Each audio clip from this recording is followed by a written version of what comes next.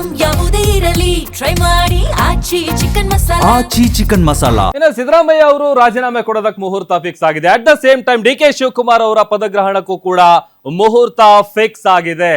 ಈಗ ಆಲ್ರೆಡಿ ಸಾಕಷ್ಟು ಬೆಳವಣಿಗೆಗಳು ರಾಜಕೀಯದಲ್ಲಿ ನಡೀತಾ ಇದೆ. ರಾಜ್ಯ ರಾಜಕಾರಣದಲ್ಲಿ ಡಿಕೆಶಿ ಪಟ್ಟಾಭಿಷೇಕಕ್ಕೆ ಮುಹೂರ್ತ ಫಿಕ್ಸ್ ಆಗಿದೆ.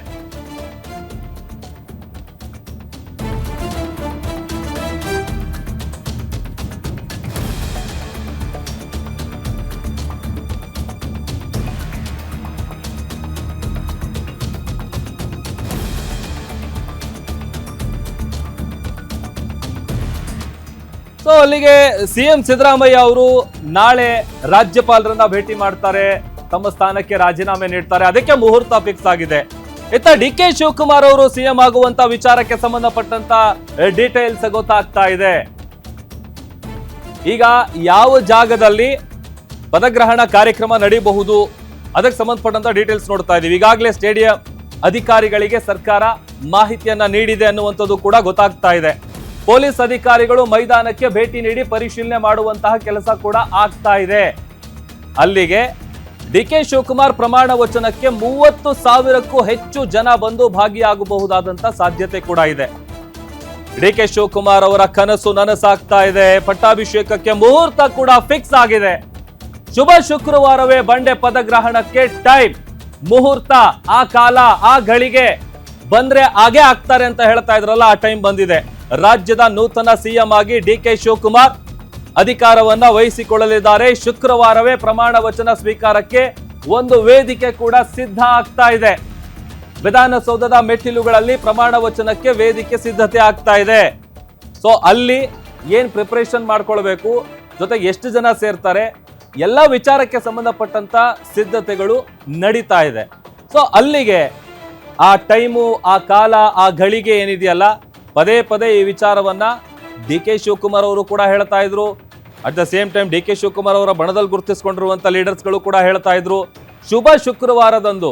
ಅದರಲ್ಲೂ ಹೇಳಿ ಕೇಳಿ ಈ ಟೈಮು, ದೇವರು, ಇದನ್ನೆಲ್ಲ ಬಹಳ ನಂಬ್ತಾರೆ ಡಿ ಕೆ ಶಿವಕುಮಾರ್ ಅವರು. ಬಿಕಾಸ್ ಆ ರೀತಿಯಾದಂತಹ ಒಂದು ಡಿವೋಷನಲ್ ಬಾಂಡಿಂಗ್ ಕೂಡ ಅವರಿಗಿದೆ. ಪ್ರತಿ ಬಾರಿ ಅವರು ಇನ್ಫ್ಯಾಕ್ಟ್ ದೆಹಲಿಗೆ ಹೋಗುವಂತ ಸಂದರ್ಭದಲ್ಲೂ ಕೂಡ ಇದೇ ತರದ ಒಂದಷ್ಟು ವಿಶೇಷವಾದಂತ ಪ್ರಾರ್ಥನೆ ಆಗಿರ್ಬೋದು, ಅಥವಾ ಅಜ್ಜೋಯಿನ ಆಶೀರ್ವಾದ ಪಡ್ಕೊಂಡು ಹೋಗ್ಬೋದು ಆಗೋದು, ಇದೆಲ್ಲವನ್ನು ಕೂಡ ಅವ್ರು ಮಾಡಿದ್ರು. ಬಟ್ ಈಗ ಶುಭ ಶುಕ್ರವಾರದಂದನೇ ಅವರು ನೂತನ ಮುಖ್ಯಮಂತ್ರಿಯಾಗಿ ಪ್ರಮಾಣ ವಚನವನ್ನ ಸ್ವೀಕಾರ ಮಾಡಲಿದ್ದಾರೆ.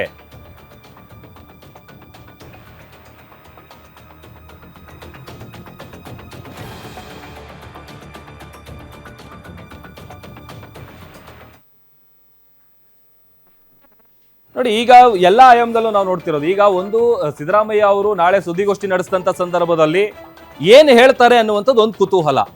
ಬಿಕಾಸ್ ಈಗ ನಿನ್ನೆಯಿಂದಲೂ ಕೂಡ ಸಾಕಷ್ಟು ದೊಡ್ಡ ಬೆಳವಣಿಗೆ ಆಗ್ತಾ ಇದೆ. ಅದರಲ್ಲಿ ಇವತ್ತು ಬೆಳಗ್ಗೆಯಿಂದಲೂ ಕೂಡ ಒಂದು ರೀತಿ ಸಿಎಂ ಅವರ ನಿವಾಸದಲ್ಲಿ ಮಹತ್ವದ ಮೀಟಿಂಗ್ ಆಗ್ತಾ ಇದೆ. ಹೈಕಮಾಂಡ್ ಲೆವೆಲ್ ಅಲ್ಲಿ ಏನ್ ಚರ್ಚೆ ಆಗಿದೆ ಅನ್ನುವಂಥದ್ದನ್ನು ಮನವರಿಕೆ ಮಾಡ್ಕೊಡ್ತಾ ಇದ್ದಾರೆ ತಮ್ಮ ಆಪ್ತರಿಗೆ, ಶಾಸಕರಿಗೆ. ಅದರ ಜೊತೆಗೆ ಈಗ ಶುಭ ಶುಕ್ರವಾರದಂದು ಬಂಡೆ ಅವರು ಪ್ರಮಾಣ ವಚನ ಮಾಡುವಂತ ವಿಚಾರಕ್ಕೆ ಸಂಬಂಧಪಟ್ಟಂತ ಸಿದ್ಧತೆಗಳು ಕೂಡ ನಡೀತಾ ಇದೆ ಅನ್ನುವಂಥದ್ದು ಗೊತ್ತಾಗ್ತಾ ಇದೆ. ಮತ್ತಷ್ಟು ಡೀಟೇಲ್ಸ್ ಕೊಡ್ತಾರೆ ನಮ್ಮ political reporter Durgesh Nayak, live join ಆಗ್ತಾ ಇದ್ದಾರೆ. ದುರ್ಗೇಶ್, ಈಗ ಆಲ್ರೆಡಿ ಡಿ ಕೆ ಶಿವಕುಮಾರ್ ಅವರು ಶುಭ ಶುಕ್ರವಾರದಂದೇ ನೂತನ ಸಿಎಂ ಆಗಿ ಅಧಿಕಾರ ಸ್ವೀಕಾರ ಮಾಡೋದು ಬಹುತೇಕ ಪಕ್ಕ ಅನ್ನುವಂಥದ್ದು ಗೊತ್ತಾಗ್ತಾ ಇದೆ. ಎಲ್ಲಿ ನಡೀಬಹುದು ಪದಗ್ರಹಣ ಕಾರ್ಯಕ್ರಮ, ಏನ್ ಮಾಹಿತಿ ಸಿಗ್ತಾ ಇದೆ? ಸಿಎಂ ಸಿದ್ದರಾಮಯ್ಯ ಅವರು ರಾಜೀನಾಮೆ ಕೊಟ್ಟರೆ ಡಿಸಿಎಂ ಡಿ ಕೆ ಶಿವಕುಮಾರ್ ಅವರ ಕನಸು ನನಸಾಗ್ತಾ ಇದೆ ಅನ್ನುವಂಥದ್ದು ಇರುವಂತದ್ದು. ಯಾಕಂದ್ರೆ ಡಿಸಿಎಂ ಡಿ ಕೆ ಶಿವಕುಮಾರ್ ಕಳೆದ 2 ವರ್ಷಗಳು ಕೂಡ ಸಿಎಂ ಆಗಬೇಕನ್ನೋ ಕನಸನ್ನ ಕಾಣ್ತಿದ್ದಾರೆ. ಅಧಿಕಾರದ ಹಂಚಿಕೆ ಸೂತ್ರದಲ್ಲಿಯೇ ಸಿಎಂ ಬದಲಾವಣೆ ಆಗ್ಬೇಕು, ಹೈಕಮಾಂಡ್ ನಾಯಕರು ಈ ನಿಟ್ಟಿನಲ್ಲಿ ಸೂಚನೆಯನ್ನ ಸಿಎಂ ಸಿದ್ದರಾಮಯ್ಯ ಅವರಿಗೆ ಕೊಟ್ಟಿರುವಂತದ್ದು.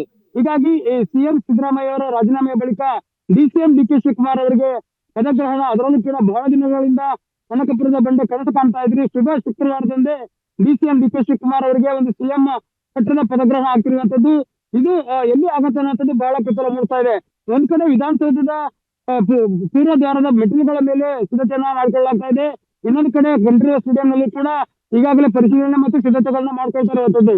ಈ ಸಿಎಂ ಸಿದ್ದರಾಮಯ್ಯ ರಾಜೀನಾಮೆ ಬಳಿಕ ಡಿಸಿಎಂ ಡಿ ಕೆ ಶಿವಕುಮಾರ್ ಅವರು ಅಧಿಕಾರಕ್ಕೆ ಕೇಳಿದ್ರು. ಅದರಲ್ಲೂ ಕೂಡ ಆಡಳಿತಾರೂಢ ಸರ್ಕಾರ ಇರೋದ್ರಿಂದ ಡಿಸಿಎಂ ಡಿ ಕೆ ಶಿವಕುಮಾರ್ ಅವರ ಲಕ್ಷಾಂತರ ಅಭಿಮಾನಿಗಳು ಈ ಒಂದು ಕಾರ್ಯಕ್ರಮಕ್ಕೆ ಆಗಮಿಸ್ತಾರೆ ಅನ್ನೋ ನಿಟ್ಟಿನಲ್ಲಿ ಒಂದಿಷ್ಟು ಲೆಕ್ಕಾಚಾರಗಳನ್ನ ಹಾಕಿ ಈಗ ಪೊಲೀಸ್ ಇಲಾಖೆ ಸಿದ್ಧತೆಗಳನ್ನ ಮಾಡ್ಕೊಳ್ತಾ ಇದೆ. ವಿಧಾನಸೌಧದ ಮುಂದೆ ಮತ್ತು ಟ್ರಾಫಿಕ್ ಸಮಸ್ಯೆ ವಿಚಾರ. ಹೀಗಾಗಿ ವಿಧಾನಸೌಧದ ಹೊರತುಪಡಿಸಿ ಕಡ್ಡಿಯ ಸ್ಟೇಡಿಯಂನಲ್ಲಿ ಕಾರ್ಯಕ್ರಮವನ್ನು ಮಾಡಿದ್ರೆ ಅಲ್ಲಿ ಒಂದು 50,000